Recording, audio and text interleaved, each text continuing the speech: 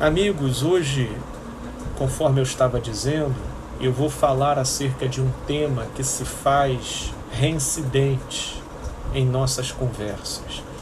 Embora hoje a minha intenção é mergulhar com um pouco mais de detalhes nessa direção. Eu quero falar acerca de um tema que se faz uma das principais abordagens revolucionárias de Paulo para com os seus próprios conterrâneos e contemporâneos judeus. Isso porque ler acerca da conversão de Paulo é algo diferenciado, porque relativo àquilo que cumpria como função para os gentios que eram pagãos de sua época, cuja conversão consistia numa troca de deuses. Eles adoravam determinados deuses e na sua conversão passavam por conseguinte a adorar um Deus único. Já a conversão de Paulo, o Deus de Paulo permaneceu o mesmo. Ele permaneceu o mesmo. Em Paulo, a conversão foi com relação à consideração relativo à realização da obra de Deus entre os homens. Isso porque, na cultura religiosa judaica, havia uma espera, uma notória expectativa depois de Moisés e de todos os grandes profetas que passaram pela história de Israel, que chegasse aquele momento na história em que se concretizasse o advento daquele que teria sido alvo da profecia e do vaticínio de todos esses grandes personagens do passado. Profetas, reis e pessoas ilustres, como por exemplo o próprio Abraão e o próprio Moisés. O fato é que a construção coletiva que se fizeram acerca dessa realização e dessa concretização era de que esse Messias ele viria acompanhado de poder político-religioso e com prerrogativas e possibilidades de conduzir Israel para a sua época de glória como nação perante todos os seus vizinhos.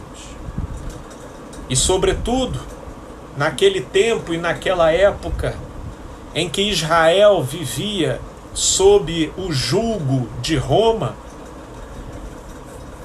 tudo isso ajudava a fomentar essa esperança de uma restauração da glória de Israel, todavia, enquanto nação. A restauração de uma glória política, de uma glória regional, e que por intermédio de Israel como povo pudesse conduzir todas as demais nações à luz. Por isso, Jesus, o Cristo, não fora de primeiro identificado como o Messias, salvo aqueles a quem o Pai o tenha inspirado e iluminado. Porque não foi observado a verdadeira natureza da direção relativo a como seria a realização do advento do Messias na forma de um servo sofredor. Na forma de um servo sofredor. Portanto, Paulo, ele não se converte de divindade. Deus permanece sendo o mesmo. O que Paulo se converte é relativo à maneira de interpretar o agir de Deus entre os homens. E Paulo, mesmo antes da sua conversão, ele aspirava tremendamente o advento do Messias, porque entendia nesse advento a concretização e a realização efetiva do reino e do poder de Deus entre os homens. Portanto, quando Paulo cai do cavalo no caminho de Damasco, Paulo, ele é invadido por essa compreensão de que a grande realização que estava por vir havia se concretizado na pessoa de Cristo Jesus. E isso não necessariamente mudaria o Deus a quem ele servia, mas traria implicações absolutamente diferenciadas no modo de se ler e interpretar a si mesmo e a vida. E é nesse ponto que nós vamos conversar acerca de um dos principais pontos que se reformularam como implicação imediata relativo à vinda e à consumação da obra do Cordeiro de Deus. Do Cordeiro de Deus. Porque Paulo, ele bem compreendia de que a lei vigoraria até Cristo. E uma vez que o Cristo se manifestasse, então já não haveria barreiras entre céu e terra. Já não haveria um obstáculo dimensional de comunicação entre esses elementos. E a lei, então, se tornaria obsoleta face à realização e à concretização daquilo que seria deflagrado pela obra do Cristo. E assim o foi, na sua morte e na sua ressurreição.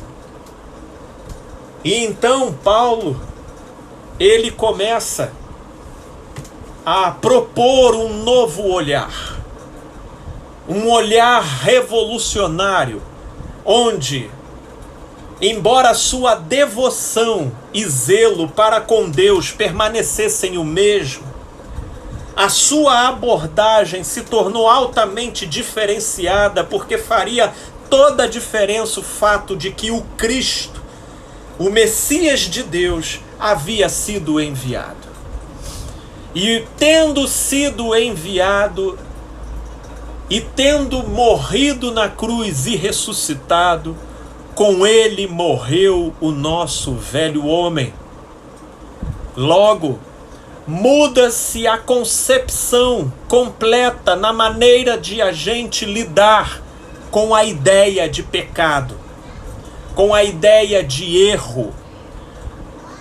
Isso porque em Cristo Jesus, tendo consumado o cancelamento dos nossos pecados, então o que resta é o aperfeiçoamento da consciência na direção da vida. Só que para a consciência se aperfeiçoar na direção da vida, não se tem como trabalhar ou refletir sob a perspectiva da lei. Porque a letra mata, mas é o Espírito que vivifica. Agora nós estamos diante de um novo padrão de olhar, de leitura e interpretação, na maneira de considerar aquilo que promove o aperfeiçoamento e o melhoramento do ser.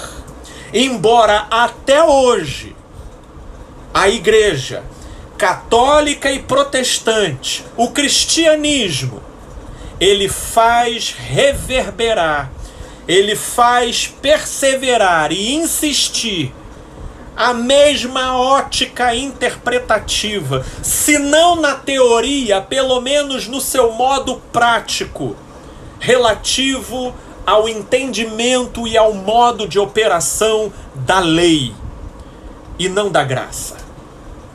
E não da graça.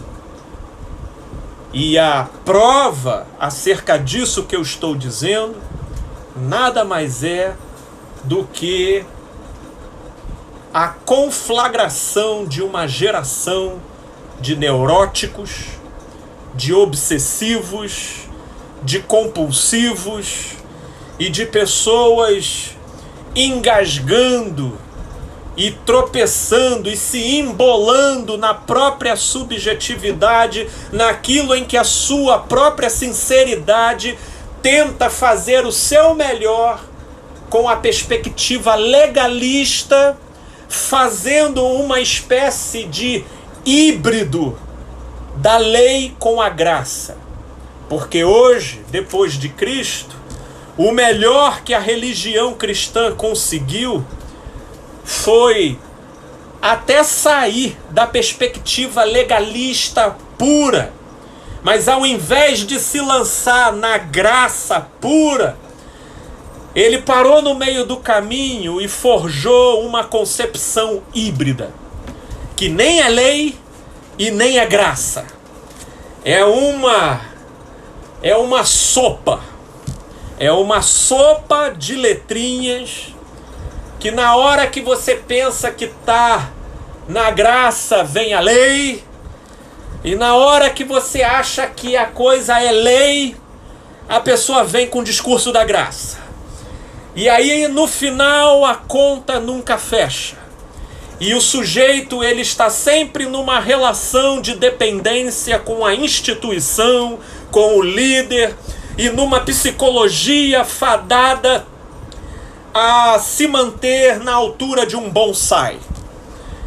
Ou seja, germinou, cresceu, tinha o potencial de se transformar numa árvore frondosa, mas virou um cotoquinho de prateleira, um bonsai, porque teve as raízes podadas por conta desse campo escarpado, dessa concepção híbrida entre o que seja lei e o que seja graça. E aqui, na carta à igreja de Coríntios, diga-se de passagem, é uma das igrejas, ou eu diria a igreja, que mais desafiou Paulo em relação à concepção moral da vida.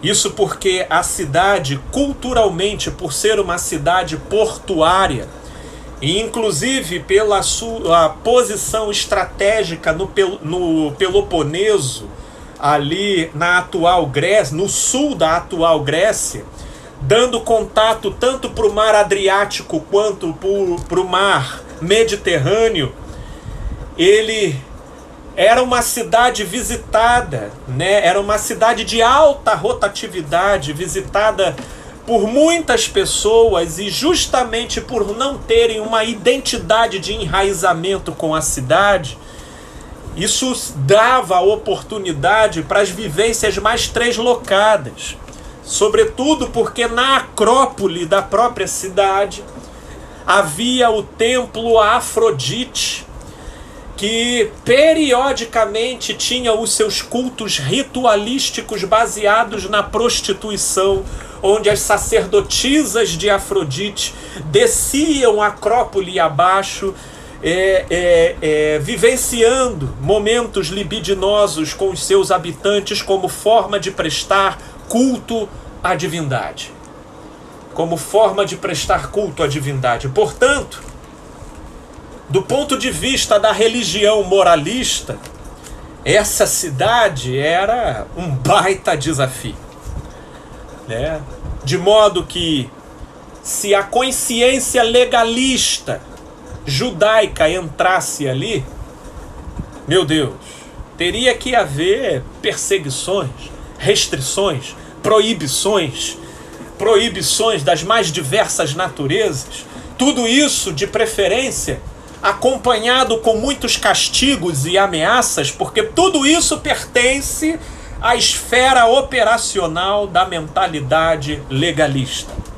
Lei sem condenação não possui efeito. Lei sem condenação não possui efeito. Por isso o inferno se tornou uma grande instrumentalidade do viés legalista, desse híbrido formado na concepção do cristianismo acerca da graça. E é por causa do inferno que graça nunca foi graça, conforme Paulo, conforme Jesus. Porque lei, ela não é lei se não houver ameaça. E onde houver ameaça, ali estará operando o princípio da lei. Mas Paulo, como tendo sido um legalista, e num estudo mais pormenorizado de Coríntios, você consegue detectar na maneira de Paulo dirigir-se a presença do vocabulário, do modo discursivo da lei. E de uma certa forma não podia ser diferente, porque Paulo, ele viveu inserido com muita visceralidade dentro desse universo. Mas, dentre os discípulos, Paulo é aquele que foi mais radical no sentido de se lançar de cabeça no significado da graça, sem que isso fosse sinônimo de graxa, sem que isso fosse sinônimo de libertinagem. Porque quando uma pessoa totalmente conformada e moldada com a perspectiva da lei, ela tem o seu primeiro contato com o significado do que seja graça, isso causa vertigem. E a primeira sensação que o sujeito tem é o tipo do, então pode tudo. Então tá tudo válido, então virou bagunça o negócio. Que inclusive é a disposição de refutação que Paulo vai responder lá em Romanos, no capítulo 6. Quando ele diz, pecaremos nós para que a graça seja mais abundante? De forma alguma. Como podemos nós pecar se para o pecado nós morremos? E aí Paulo ele vem refutando isso. Porque uma vez que você sai da concepção legalista, onde para cada tropeço existe uma condenação, isso gera vertigem para quem vai lidar com a liberdade da consciência, que nem de longe é libertinagem, mas para quem foi disciplinado numa concepção binária de pode ou não pode, proibido ou permitido, essa pessoa ela não tem uma concepção pessoal acerca do significado existencial, psicológico, emocional e espiritual das suas próprias escolhas. Portanto, é nesse momento que nós vamos ler o nosso texto base aqui. O nosso texto base aqui, que diz o seguinte, se você quiser me acompanhar, tiver uma Bíblia aí em mãos, nós vamos ler 1 Coríntios, no capítulo 10. 1 Coríntios, no capítulo 10, a partir do verso 23. 1 Coríntios, no capítulo 10, a partir do verso 23. Essa fala de Paulo aqui, ela é um diferencial para a compreensão. Ele diz o seguinte: todas as coisas são lícitas. Olha, é preciso pensar quem é o autor desse discurso aqui. O autor desse discurso aqui já fora um legalista ferrenho. E ele agora, a partir do advento, morte e ressurreição do Cristo, ele diz: todas as coisas são lícitas, mas nem todas as coisas convêm. Todas são lícitas, mas nem todas edificam.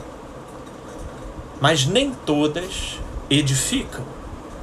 Todas as coisas são lícitas, mas nem todas as coisas convêm. Todas são lícitas, mas nem todas edificam. Essa hipersimplificação do que eu vim trazendo como introdução para a nossa mensagem, eu acho extraordinário. Extraordinário. Porque no livro de Gálatas, Paulo, ele diz que porque Paulo, ele começa a criar tantas relativizações em relação à lei, que então começou-se a questionar: então para que serve a lei, não é verdade? Meu Deus, né? Paulo aqui questionando, e é em Gálatas que Paulo, ele dá uma função para a lei, que a lei nos conduziu como aios até Cristo. O que é um aio? Aio, sobretudo naquela forma de organização social da época de Paulo, aio era um tutor que morava na casa imperial, e ele se fazia responsável pelo infante, que futuramente ocuparia o trono, mas que ainda não tinha idade e maturidade para tal. Então o aio, ele era o responsável por ensiná-lo, por instruí-lo, por moldá-lo na direção das competências que aguardavam a aquele infante no futuro. E aí Paulo, ele faz essa analogia no livro de Gálatas, de que a lei nos conduziu como aio até Cristo. Isso porque quando o infante assumia o império, ele se tornava superior ao próprio aio, tornando o aio desnecessário para o seu governo. Se de fato ou verdade o aio conseguiu ou não introduzir algo de bom, a gente não sabe, e isso seria revelado pelas consequências do próprio reinado daquele imperador. E de uma certa forma, metaforicamente, aqui está uma síntese em relação a tudo isso. Se formos falar e pensar do ponto de vista da psicologia infantil, em função da sua baixa complexidade e da sua não possibilidade de acessar o simbólico, a linguagem legalista se faz altamente pertinente para que você possa conduzir ensinamentos adequados na infância da humanidade. Na infância. Com o meu filho, por exemplo, eu não consigo fazê-lo entender boa parte das diretrizes que eu estabeleço para ele. Embora às vezes até teimosamente eu tente insistir. Mas é engraçado. Isso, inclusive, muitos interpretam como teimosia, mas não é. É limitação de compreensão. Tem vezes que eu viro para ele vem, papai, eu quero comer isso daqui. Não, filho, se você comer isso daí, você vai ficar sem fome. E isso daí não tem nutrientes adequados para poder te alimentar. O que traz nutrientes adequados para te alimentar é o papá, que daqui a pouco vai estar pronto. E a gente vai te dar, e aí sim, depois do papá, a gente te dá isso daí que você está pedindo. Ele fica olhando. Papai, mas eu quero isso daqui. Você está entendendo? Não entende.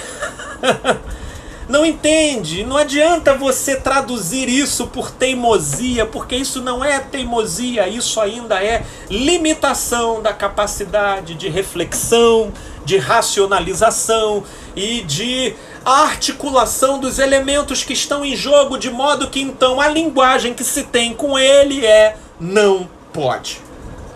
Não pode. Só que é por isso que, inclusive, é o próprio Paulo que notifica que na plenitude dos tempos Cristo se revelou. Porque tanto no âmbito individual quanto no âmbito coletivo, o ser humano, ele passa pela sua infância. E é por isso que por tantos séculos a lei vigorou, enquanto no plano coletivo a humanidade passava pela sua infância. Mas na plenitude dos tempos o Cristo se manifesta, concedendo aos homens a liberdade e a possibilidade, e melhor eu diria, o poder de transcender a lei. Mas como transcender a lei? Desculpe o termo que eu vou usar, sem despirocar. Como transcender a lei sem perder as rédeas da vida? Eu, inclusive, no meu próprio trabalho de psicoterapia, eu costumo muito dizer para as pessoas que eu não trabalho com o certo e o errado. E de fato não trabalho mesmo com o certo e o errado. Até porque o certo e o errado, eles são filhos de primeiríssimo grau da moral dos homens. E a moral dos homens nada mais é do que um acordo entre a maioria, de modo que onde se forma um grupo, ali se estabelecerá um acordo de convivência, e é a partir desse acordo que se definirão o que será interpretado como certo e como errado. E nem sempre, esse certo e esse errado estará vinculado ao significado do sentido da vida. Isso sempre pode, como se trata de um acordo entre a maioria, isso pode estar atrelado a caprichos do próprio grupo, a ênfases para a sobrevivência e manutenção do próprio grupo, mas não necessariamente em relação ao sentido da vida. Por isso eu sempre estou relativizando essa concepção do certo e do errado. E aí a pergunta que se faz é: mas Felipe, se você não utiliza o certo e o errado, com que base então nós discriminaríamos aquilo que seja válido ou não nas nossas atitudes perante a vida? E aí é o que eu sempre respondo.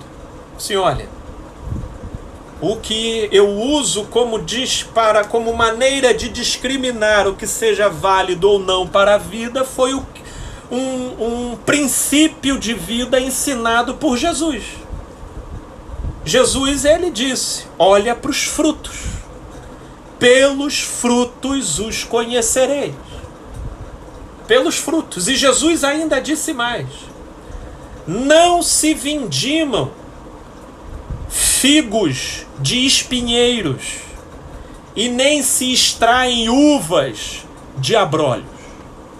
É interessante isso. Você pode ter dúvidas se você está lidando com uma mangueira ou com uma macieira só até o dia que o fruto nasce. E o que é o fruto? O fruto, ele é a extensão natural da árvore. E que na sua estação própria, ele nasce. E é por esse caminho, via discernimento e observação, que Jesus disse que seria formado na gente uma saudável concepção sobre nós mesmos e sobre a realidade ao nosso redor. Mas a lei, ela cria um caminho de operação mental e de interpretação das coisas que inviabiliza o amadurecimento desse olhar relativo a esse princípio de vida ensinado por Jesus. E por quê? Porque a lei, ela não te oportuniza a observação da coisa. A lei já se antecipa e ela diz para você, não pode. A lei, ela não te oportuniza um discernimento daquela prática relativo à construção de uma concepção pessoal acerca daquela coisa. Porque a lei, ela de antemão já diz para você, é errado. Portanto, a lei, ela, de uma certa forma, preserva o indivíduo do mal, mas ela não produz verdade no indivíduo. Porque se o mal não alcançou o indivíduo, não é porque o indivíduo por si mesmo tenha discernido o mal. O mal não alcançou o indivíduo porque o indivíduo estava encoleirado pela lei. E aqui é que vai entrar um grande problema. Um grande problema. Que Jesus já denunciava lá na obra dele. Veja como, por exemplo, aqui em Mateus 23, Jesus ele diz: fazei e guardai, pois, tudo quanto eles vos disserem. Ele está dizendo escribas e fariseus, os religiosos legalistas de sua época. Porém não os imiteis nas suas obras, porque dizem e não fazem. Atam fardos pesados e difíceis de carregar, e os põem sobre os ombros dos homens. Entretanto, eles mesmos nem com o dedo querem movê-los. Praticam, porém, todas as suas obras com o fim de serem vistos pelos homens, pois alargam os seus filactérios e alongam as suas franjas. Amam o primeiro lugar nos banquetes e as primeiras cadeiras nas sinagogas. Lucas, ele já narra da seguinte forma. Numa dada situação em que Jesus estava falando acerca de fariseus, os intérpretes da lei, que eram os escribas, eles se levantam meio doídos e dizem, então respondendo um dos intérpretes da lei, disse a Jesus, mestre, dizendo essas coisas também nos ofendem a nós outros. E perceba que Jesus, ele não estava citando nomes, ele estava falando acerca de uma mentalidade coletiva. Mas os indivíduos da lei, eles não conseguem se ver como tal, ou seja, como indivíduos. Eles se enxergam como coletivos. E é impressionante esse fenômeno. Quando você estabelece uma crítica sobre o coletivo, indivíduos dos quais você nem mencionou ou dirigiu a palavra se manifestam. Porque esse é um outro desdobramento, implicação que a lei e o legalismo faz na mentalidade dos seus seguidores. Ele suprime a individualidade. e ele faz do sujeito uma espécie de legião, porque nós somos muitos. E o intérprete da lei, ele vira para Jesus e: mestre, dizendo essas coisas também nos ofendem a nós. E aí Jesus responde: ai de vós também, intérpretes da lei, porque sobrecarregais os homens com fardos superiores às suas forças, mas vós mesmos nem com um dedo o tocais. Esse tipo de disposição aqui, Paulo ele chamava de justiça que decorre da lei, lá em Filipenses, dos quais ele, Paulo, se dizia irrepreensível. E quando Paulo fala irrepreensível na justiça que decorre da lei, ele está querendo dizer que ninguém tinha nada do que dizer da aparência dele, e não da interioridade dele. Porque cada legalista sabe o que um canto reservado, que ninguém está olhando e ninguém pode saber, sabe a verdade acerca de quem ele é. E aqui está um ponto crítico acerca da lei. A lei, ela disciplina comportamentos, mas ela não produz verdade no coração. A lei, ela adestra o comportamentalismo externo, mas ela não produz uma fusão de sinceridade e autenticidade do sujeito, e que produz compatibilidade entre o sujeito oculto que ninguém vê e o sujeito público que todos observam. Pelo contrário, a lei, ela produz uma dicotomia nesse sujeito. Um é o sujeito público que todos observam e outro é o sujeito privado onde ninguém vê. E é essa transformação de perspectiva e compreensão que o advento do Cristo veio produzir. E aí ribombam as palavras de Paulo aqui em 1 Coríntios 10. Todas as coisas são lícitas, mas nem todas convêm. Todas são lícitas, mas nem todas edificam. Entre o não convém e o não pode, existe uma diferença intergaláctica. O não pode, ele vem de fora. Ele já é determinado antecipadamente, a priori, por uma regra que vem de fora para dentro. Logo, não se permite o contato do sujeito com aquela vivência. E é por isso que o melhor que a lei e a mentalidade da lei consegue produzir é a hipocrisia. Porque quando a lei vira cultura no coletivo, como existe a ameaça da punição, então para a sobrevivência dos integrantes daquele grupo, o melhor que eles podem adotar é a hipocrisia. Quem sofre nesse tipo de ambiente são os sinceros. Porque quando eles buscam conciliar a sua própria verdade com aquilo que está estabelecido como lei e moral num determinado grupo, então eles viram bucha de canhão nesse meio. Porque a própria história deles vai o tempo todo virando manchete de jornal no meio do grupo. Veja o que aconteceu com fulano, veja o que aconteceu com fulano. E esses vão se sentindo a pior das criaturas no meio desse grupo.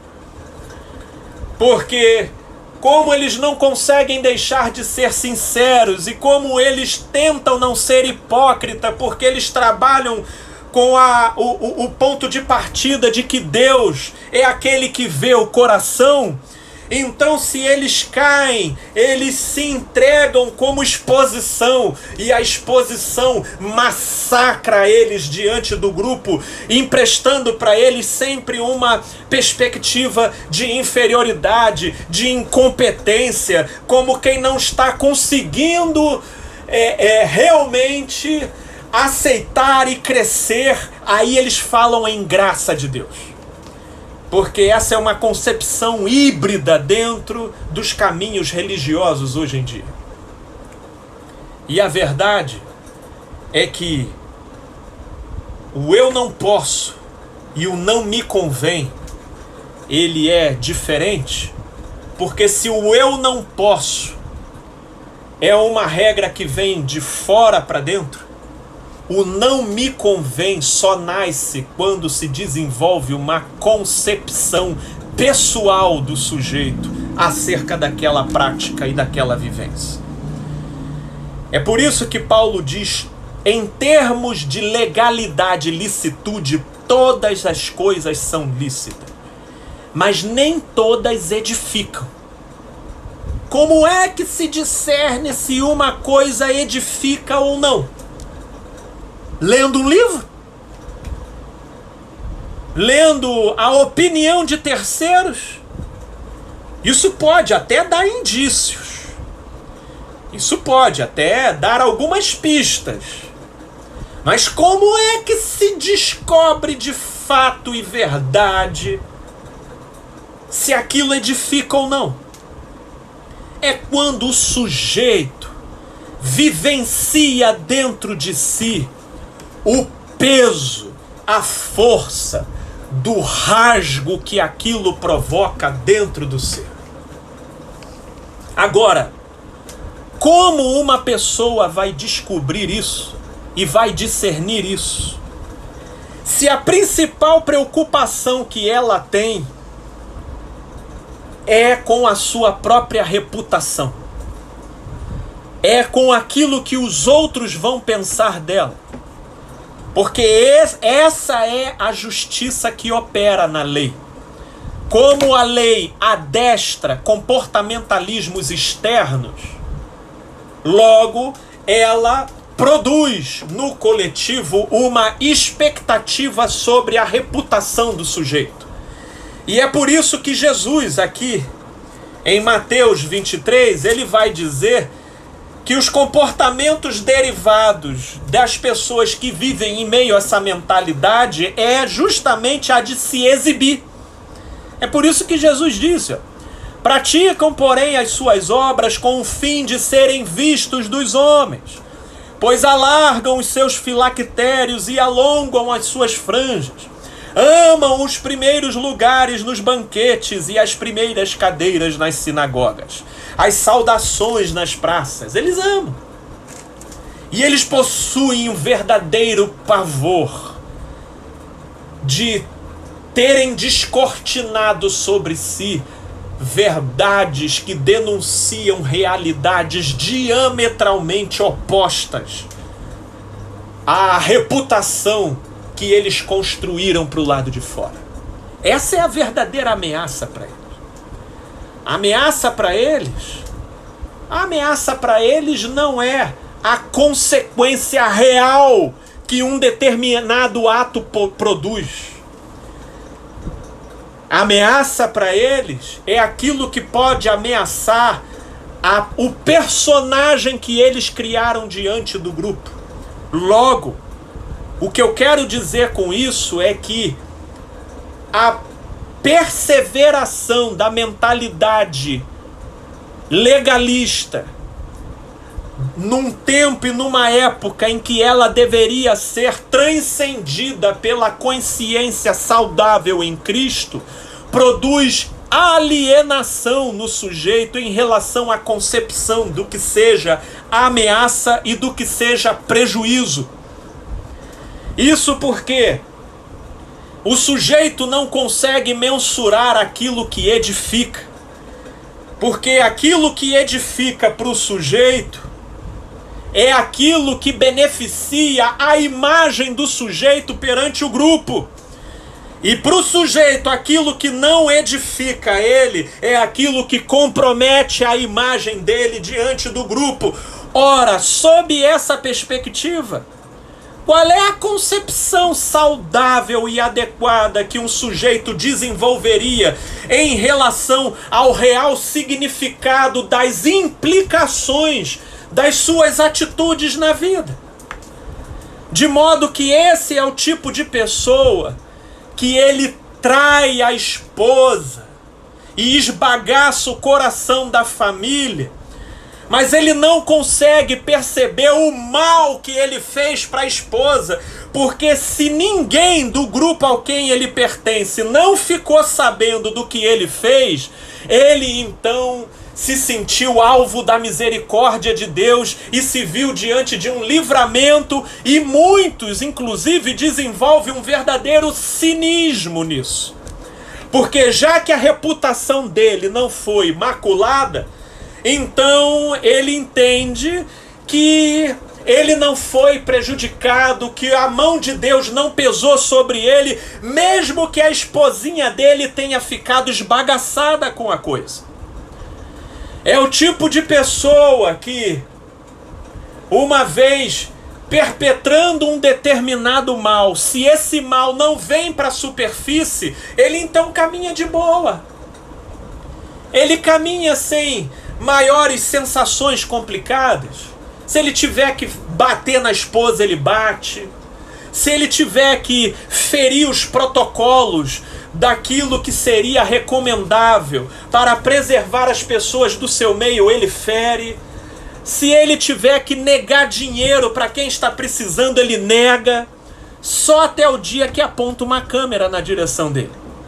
Aí ele se torna fiel à esposa, aí ele diz que nunca bateu na esposa, aí ele dá tudo o que ele tem para os pobres, porque tem câmeras voltadas para ele.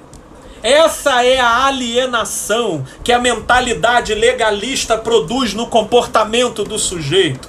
É uma ênfase na reputação que leva o sujeito a mensurar o seu código de importância, de benefício e de prejuízo, de ameaça e de virtude, a partir do modo como o outro interpreta os seus próprios comportamentos. Na graça, isso é totalmente diferente.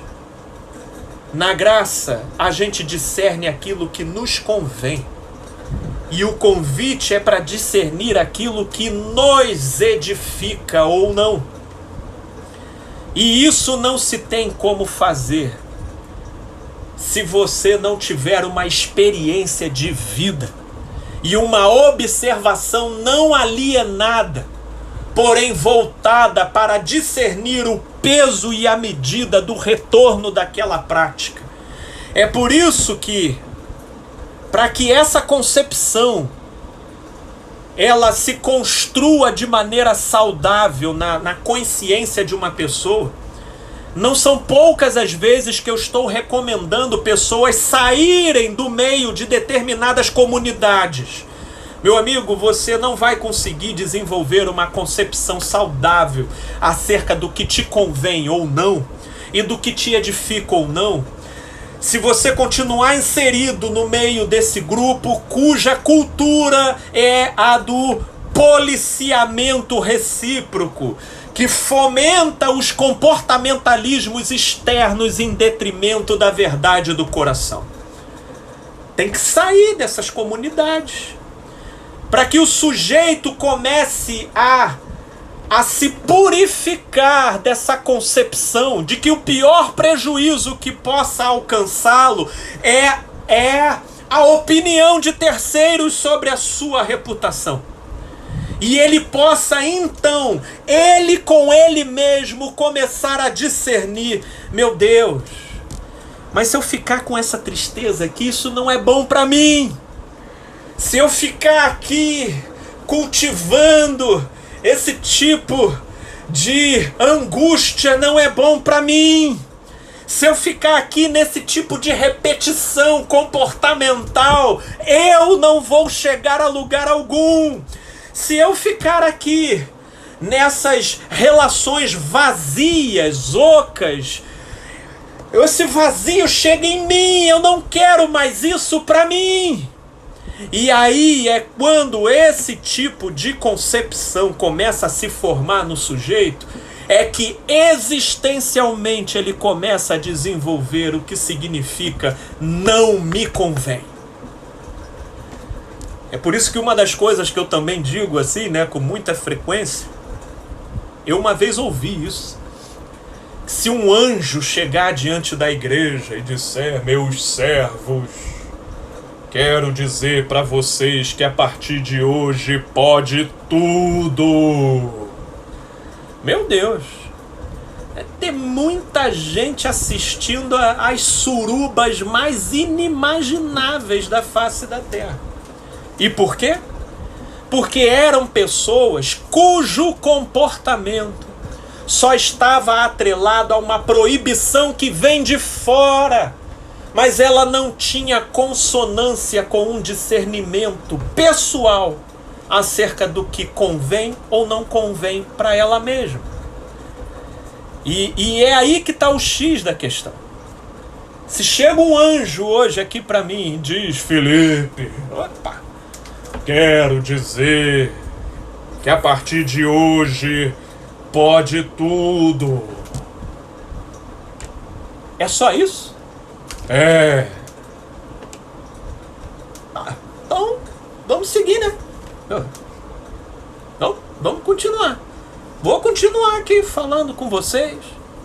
Vou terminar aqui com vocês e daqui a pouco vou para um almoço em família. Porque o que muda? Graças ao bom Deus, para mim, todas as coisas são lícitas. Mas pela via de determinadas experiências que eu passei. E não se enganem, eu não precisei passar por todas as experiências. Mas por dadas experiências específicas que eu passei. E pude observar a relação direta com angústia, vazio, dor, incompletude, círculos viciosos. E isso foi me ajudando a construir o que eu quero e o que eu não quero para mim. Esse tipo de papo, ele é altamente compreensível proporcionalmente para quanto menos uma pessoa teve contato com uma cultura judaico-cristã. Essa que é a verdade. Os gentios entendiam Paulo de primeira. Embora os judeus, eles tinham que fazer aquela viagem psicológica, existencial, que Paulo fala lá em Romanos 7. Aquilo que eu quero eu não faço, mas o que eu não quero está sempre diante de mim. E é impressionante como que o que se formou na compreensão do que Cristo realizou foi um híbrido. Porque mesmo hoje, nós aqui na qualidade de gentios, ou seja, de não judeus, nós estamos vivenciando os mesmos engasgos como se a gente tivesse vivido sob a lei. Quando, na verdade, o que nos alcançou foi apenas a manifestação da graça. Meus amigos, hoje eu quero vos trazer um alerta e uma advertência. Não permitam que a influência de um determinado grupo exerça sobre vocês as dinâmicas da lei, ainda que o discurso deles seja a graça. Porque esse foi o híbrido que se formou no nosso meio. A ênfase é na fiscalização comportamental. E quando você tenta questionar alguma coisa, o que eles falam é sempre o politicamente correto. Não, meu irmão, mas a graça... Mas na prática, o que opera é uma ênfase comportamental na moral, na roupa que você está vestindo, quantas vezes você está frequentando a reunião, quais os lugares que você está indo ou está deixando de ir, quais as pessoas que você está se relacionando. Esses dias, eu estive conversando com uma pessoa que terminou o relacionamento dela de uma forma muito dolorosa e de uma maneira muito atabalhoada por parte do ex-marido dela.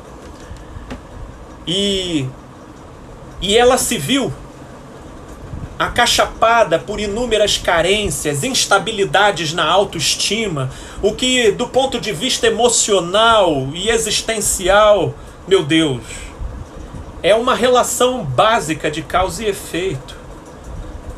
E nós estávamos conversando e chegou um momento que ela começou a se sentir muito pressionada pela igreja que ela pertencia.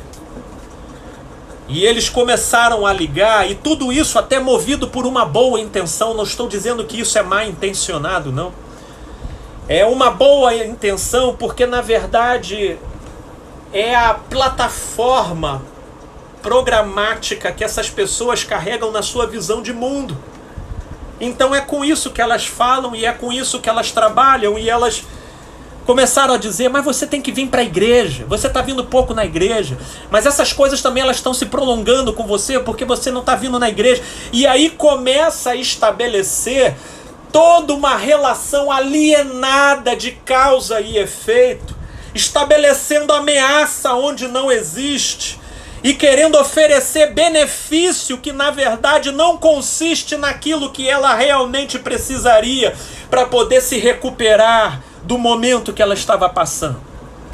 E é esse tipo de alienação que a perseveração da perspectiva legalista que hoje se operacionaliza no nosso meio de uma forma híbrida, porque na prática é o que se transcorre, mas no discurso é o que se tenta disfarçar, e é por isso que é uma operação híbrida da lei numa tentativa de fusão com a graça, e que deixa de ser lei, mas também deixa de ser graça e vira uma outra coisa esquisita, mas que também não tem poder de aperfeiçoar o ser. Pelo contrário, continua neurotizando e produzindo obsessivos, culposos para tudo quanto é direção. E essa moça me disse: olha, eu não quero. E aí, Felipe, eu paro de ir na igreja, já vem aquela alcunha: ah, tá desviado. Ai, meu Deus. Aí você fica pensando: eu tô desviada. Mas, meu Deus, eu ainda amo a Deus, eu ainda creio em Deus. Por que a igreja tem que se fazer mediadora da minha relação com Deus?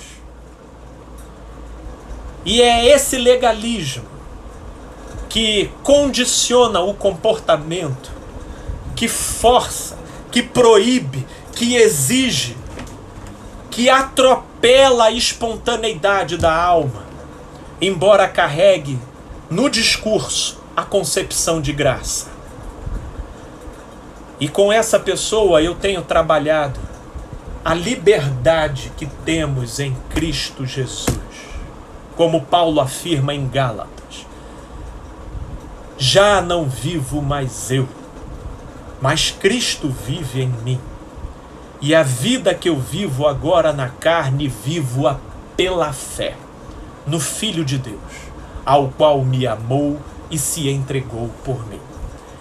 É nesses momentos que o nosso caminho se faz estreito. Só passa a gente. Não adianta você querer criar paralelos e comparações, porque o caminho da verdade do coração, ele é um caminho singular. É entre você e Deus. Só passa você. E é nesse caminho que a gente tem a chance de, dia após dia, ir discernindo o que realmente seja bom pra gente e o que não seja bom pra gente. E isso não tem nada a ver com a sua reputação ou com aquilo que o outro pensa de você.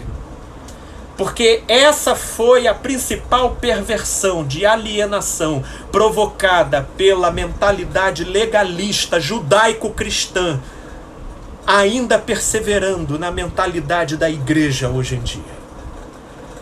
Ela impede que as pessoas formem uma concepção pessoal acerca da sua própria dor. porque prejuízo para ela é aquela que interfira na reputação. E a minha oração é que o Espírito Santo de Deus converta o nosso coração na direção da verdade.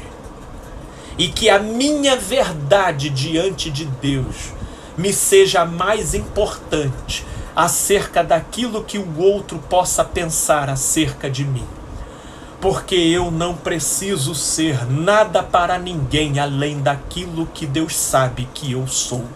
E esse é o maior benefício conquistado na cruz do Calvário. O poder de eu poder ser eu mesmo diante de Deus, sem culpa e sem vergonha. E é nessa nudez diante de Deus que eu vou sendo curado das minhas compulsões, das minhas obsessões e das minhas taras e das minhas volúpias. O meu desejo é de que o Espírito Santo de Deus ilumine, abra um entendimento e traga compreensão, para que definitivamente se estabeleça a conversão da lei para a graça nos nossos corações. Em nome de Jesus.